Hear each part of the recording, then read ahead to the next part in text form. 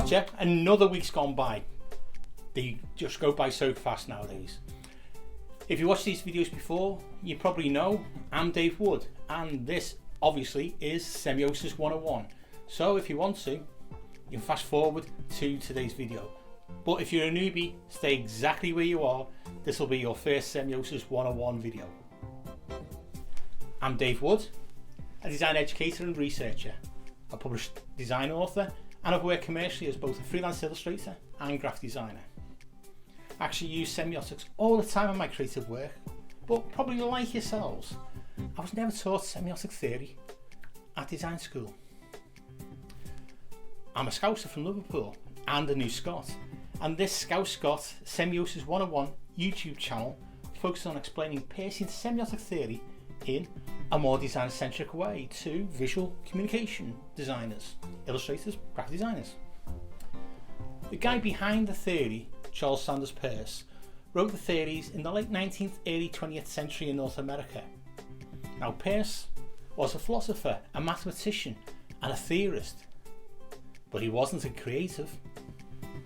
I have a PhD in visual communication, and it took until my doctorate to actually study semiotic theory in order to really understand how to apply semiosis, the active sign action of semiotic science, when producing visual communication work.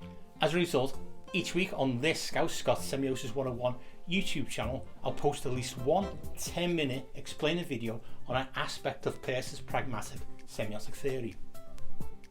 Each free Semiosis 101 10-minute video will use designer-centric terms instead of Peirce's theoretical language, so that illustrators and graphic designers can follow and understand it. Each video will feature a take-home piece of applicable semiotic theory, and they interconnect to build up your understanding of semiosis.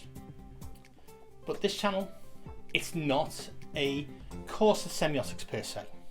Instead, think of each video as a bite-sized piece of illustrated new knowledge on sign action, or semiosis as Peirce names it.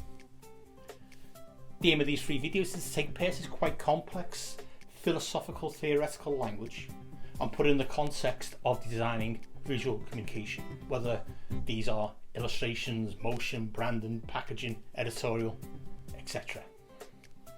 So whether you're just interested in semiotics, or you are a semiotician, a visual communicator, an illustrator, or a graphic designer interested in knowing how Peirce's semiosis theory can help to enhance your visual communication skills, then please like these videos, subscribe to this channel below, and if you want to be notified when next week's video hits YouTube, hit the bell button.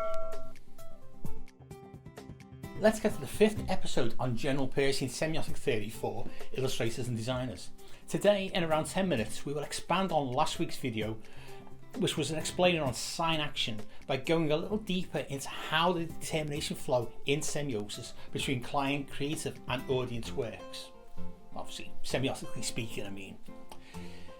In just 10 minutes or so, we will be in a stronger position to understand how semiotic theory enhances visual communication. It will be another theory-packed 10 minutes of new semiotic knowledge, and as usual in designer-centric terms, which will empower your future creative practice with more clarity. So stay tuned, subscribe, hit that bell, and come and see how I reframe Peirce's semiotic theory for designer land. Okay, so in previous videos we've explored some of the fundamentals behind Peircean semiotic theory and how it differs from the structuralist Saussurean semiology. And one of the main important factors behind Peirce that as visual communication designers I believe is really beneficial is the fact that within Peirce's semiotic theory it is based upon a triad of the concept to be communicated, how the concept is represented by the graphic designer, illustrator, visual communication designer, and the important thing which makes it triadic is the bringing into that relationship the target audience that the designs are intended to communicate to visually communicate to into the semiotic mix here as part of the semiotic journey that Sean Hall, in his excellent book, This Means This, That Means That, talks about. Because with it having the triad of how your visual communication is interpreted is a really powerful factor.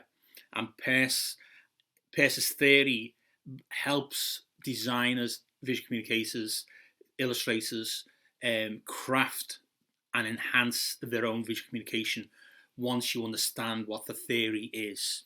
So bringing this in. Now, in Professor Tony Jappy's excellent book, The Introduction to Peircean Visual Semiotics, he really captures a close normal language to explain Peirce's complex philosophical language. Tony Jappy is a professor emeritus, I believe, in semiotics, and the book itself isn't written for designers. And when I was doing my PhD and I was looking at Peircean semiotic theory from fresh, and I was finding it very problematic to understand what the language of his sign action was all about, I used Tony's book, Tony Jappy's book, as that bridge between the theory land and designer land. So this is what has really brought me together to do these videos, because the important thing here is to make the translation into designer-centric terms of Peirce's terms. And these three terms are designer-centric terms that overlay as a meta-language Peirce's complex terms. So anybody who is a semiotician watching this is why I'm using these terms and not the terms of Peirce, because I'm taking this one step further from Jappy's book into a relevance to graphic designers, illustrators, visual communication designers. So the determination flow that Peirce discusses as part of the triadic nature of semiosis, sign action, how signs work, is fundamentally connected to these three things. The concept that needs to be communicated semiotically, how that concept is represented through visual communication in our case, and then eventually how that is interpreted by the target audience. And effectively, if we've done our job as visual communicators using effective visual communication semiotically, then that interpretation should link back to the intended concept of why we were doing this in the first place. So obviously we are talking here about things that are connotative in understanding. So denotative, it denotes exactly what it is. But semiotic theory helps you connotatively, if that's a word, to explore other ways of being more interesting visually on making the connection of the big themes, the big concepts, and the small concepts behind the reason why you're doing that particular commission that will connect to your target audience. So that's what this is going to be focusing on. Those problematic terms that I've mentioned that Peirce has in his theory, which was written in the late 19th century, early 20th century. The word object is not a problem, but as a designer-centric term, I've replaced the word object for concept. So what we want to try and communicate, the object, from our perspective, within our little bubble of visual communication design, concept. Peirce uses the term representiment, that over the period of time he developed his theory, representiment can also refer directly to the sign in general, but also as part of the actual determination flow. Representiment is his terminology. You won't find that word in any other context other than a Peircean context. He created that word himself. which is problematic in its own right when you start creating words that no one else understands. But he did it in such a way that it could only mean what he meant it to mean. That's problematic as far as us as visual communication designers are concerned, because if you've never seen that word before, it won't mean anything to you. So let's replace that with how the concept is represented through the way we as visual communication designers, graphic designers, or illustrators shape the concept to be communicated through the visual communication we decide upon and the media we decide upon. And then that leads us to the audience. And where Pearce uses the term interpretant about how the image from the representation enters the head of our audience that should connect back to the concept that we started from. So they make that connection just straight away without actually having to really sit down and write treatises about, does this mean this, does this mean that? They get it. And that's part of the craft of the visual communicator. He uses the term interpretant, but we will be using the more broader concept of how the representation is interpreted by our target audience. Okay, he uses one word where I've used many, but that's basically the gist of how we can use Pearson semiotic theory within visual communication design effectively to enhance our visual communication skills. So let's simplify that down again. We have the concept to be visually communicated, how the concept is represented, that's from us, from our us being the visual communication designers, illustrators, graphic designers, but it brings in through the triad how that representation is going to be interpreted by our target audience who we are designing for. We're not designing for the client, are we? We're designing for our client's target audience. And effectively, we want to get across the intention of the brief that our client has given us.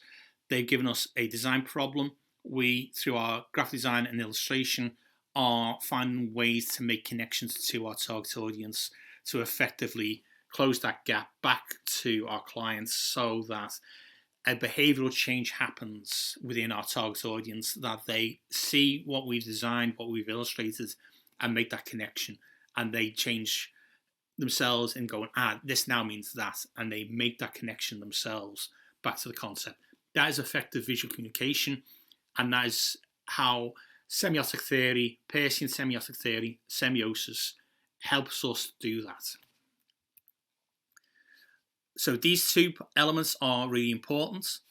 The concept that comes from the client, what needs to be visually communicated, and then us as the visual communication designers, graphic designers, illustrators, how we decide to represent through what we design and what we illustrate that concept. Because how we do that has to connect to our audience. If the audience don't understand what it is we're trying to do visually to help themselves in understanding it, take on board what we've designed, then we've lost the audience straight away. So we've got to understand who our audience is and how to visually communicate to them.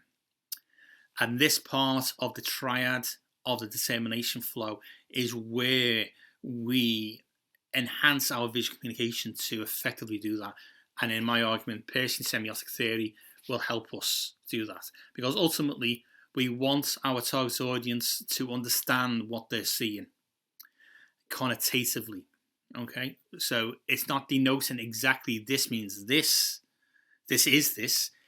We're showing them other ways through thematic approaches to the visual communication and all kinds of other tricks and techniques we use to get the idea across to our audience. So it's not the hard sell to the audience. The audience are enjoying what they see, what they are experiencing from what we've designed, to then go, okay, this is all about that.